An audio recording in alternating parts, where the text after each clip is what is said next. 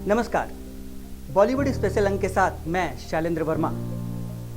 दोस्तों, आज हम बात करेंगे सदाबहार और स्टाइलिश अभिनेता धर्मदेव किशोरीमल यानी देव आनंद की, क्योंकि 26 सितंबर को उनका जन्मदिन है। देवानंद का शुमार उन चंद एक्टरों में होता है जिन्हें हम लीजेंड कहकर बुलाते हैं। किसी कलाकार को उनके काम के प्रति समर्पण, उनका टैलेंट, उनकी अपार सफलता, लोगों की उनके प्रति दीवानगी ही उसे महान बनाती है। और यह सारी क्वालिटी कूट कूट कर भरी हुई थी हमारे देवानंद में। आज हम देवानंद के जीवन के 3 अहम पड़ाव की कुछ सुनी और कुछ अनसुनी बातों को आपके साथ शेयर करेंगे। सबसे पहले बात करते हैं देव साहब के शुरुआती दौर की। बात तब की है जब देव साहब एक्टिंग की दुनिया में अपने पांव जमाने के लिए कोशिश कर रहे थे। उन्हें इब्टा के नाटक जुबैदा में काम करने का मौका मिला। इस नाटक के डायरेक्टर थे बलराज साहनी।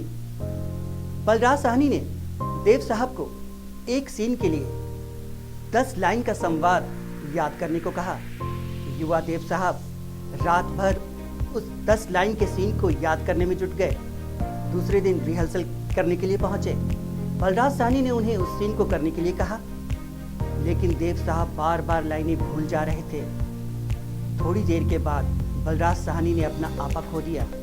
उन्होंने देव साहब को डांट कर कहा, ऐसे तो तुम एक्टर बनने से रहे, तुमसे नहीं हो पाएगा। और फिर उन्होंने देव साहब को उस नाटक से बाहर कर दिया। एक्टिंग के दीवाने देव साहब बहुत दुखी हुए।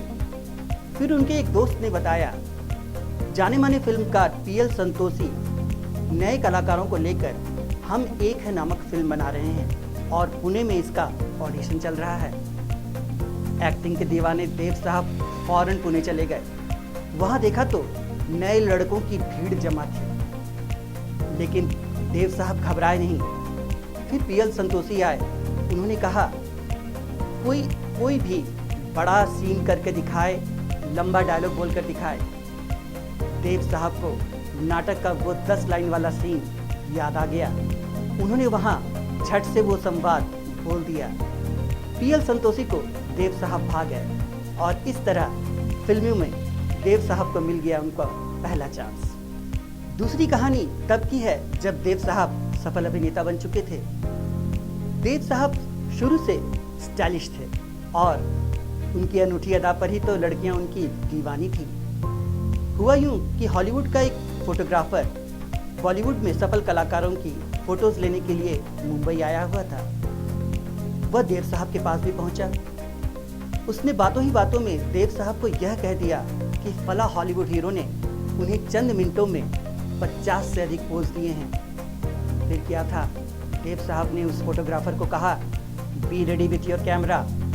और देव साहब ने चंद मिनटों में ही 100 से ज़्यादा पोज देकर ऐसे पोज दिए कि उस फोटोग्राफर के भी पसीने छूट गए। देव साहब न सिर्फ सिल्वर स्क्रीन पर बल्कि निजी जिंदगी में भी बेहद रोमांटिक थे। वे जिंदगी को खुलकर जीते थे। उनकी तीसरी कहानी इसी पहलू पर है।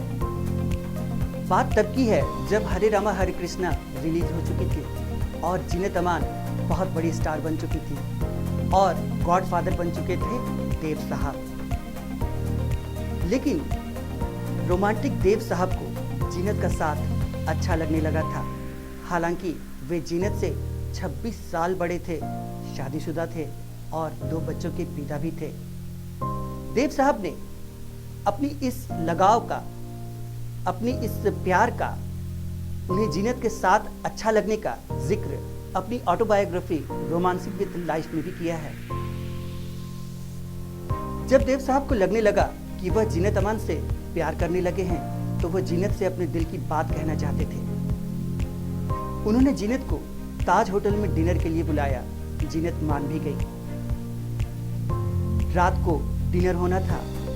दिन में उन्होंने राज कपूर, जो कि उनके जिगरी दोस्त थे, उन्हें फोन लगाकर कहा कि आज मैं जीनत अमान को अपनी दिल की बात कहने वाला हूँ। रात हुई। डिनर पर जीनत अमान और देव साहब मिले, लेकिन तभी वहां पहुंच गए राज कपूर। राज कपूर ने जीनत को देखते ही अपनी बाहें फैला दी और जीनत भी खुलकर उनसे लिपट गई। यह देव साहब को बिल्कुल अच्छा नहीं लगा और देव साहब नाराज होकर वहां से फौरन चले गए। राज कपूर ने जानबूझकर ऐसा किया था क्योंकि वे जीनत अमान और उनके बीच की दोस्ती और प्रोफेशनल रिश्ते को टूटने नहीं देना चाहते थे, क्योंकि जीनत अमान देव साहब का बहुत सम्मान करती थी और उन्हें अपना मेंटोर मानती थी। तो ऐसे थे हमारे एवरग्रीन देव साहब। कैसा लगा आज आपको हमारा यह वीडियो? अगर अच्छा लगा तो इसे जरूर शेयर करें और अगर आपने हमारे चैनल को अब तक सब्सक्राइब नहीं किया है तो इसे जल्द से जल्द सब्सक्राइब कर लें। आज के लिए बस इतना ही। देखते रहें लाइव लगातार। नमस्कार। न्यूज अपडेट के लिए आप हमारे चैनल को सब्सक्राइब करें। आप हमें फेसबुक और इंस्टाग्राम पर भी फॉलो कर सकते हैं। बने रहे लगातार.in के साथ।